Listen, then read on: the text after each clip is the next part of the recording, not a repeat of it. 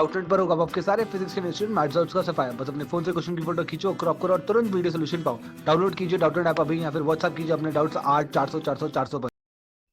Hello guys, in this question it is given that consider the circuit shown in figure.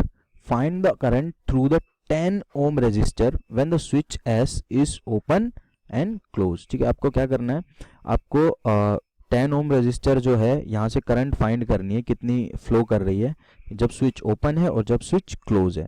तो पहला case पढ़ते हैं, जब switch open है। स्विच ओपन है तो यहाँ पे कोई करंट नहीं जाएगी, बिल्कुल नहीं जाएगी। ठीक है, तो करंट जो होगी टोटल वो कितनी होगी, नेट करंट जो होगी I is equals to that will be V by R. तो वोल्टेज कितना है 3 और R कितना है 30। आर इक्वलेंट देखो ये दोनों उसमें हो गए ना सीरीज में, तो 30 हो गया। ठीक है, सो 0.1 एम्पियर आ गई टोटल करंट। ठीक है, यानी कि यहाँ से निकलेगी भाई 0.1 एम्पियर। ठीक है, और यहाँ से जाएगी 0.1 ampere, 0.1 ampere and it will come back to the battery and again 0.1 ampere flow करती रहेगी।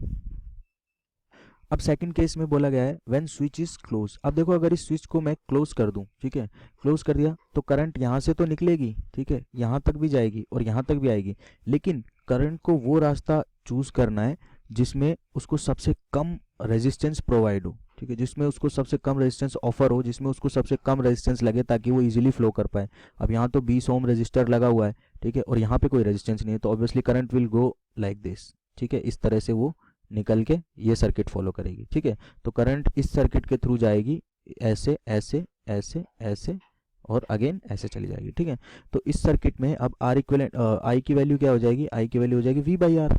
V अगेन 3 वोल्ट है और R की वैल्यू क्या होगी 10 ओम, क्योंकि इस 20 ओम का अभी कोई काम नहीं है, तो ये हो गया 10 ओम यानी कि 0.3 एम्पियर। सो हमने दोनों केसेस में करंट की वैल्यू फाइंड की, जब स्विच क्लोज है और जब स्विच ओपन है।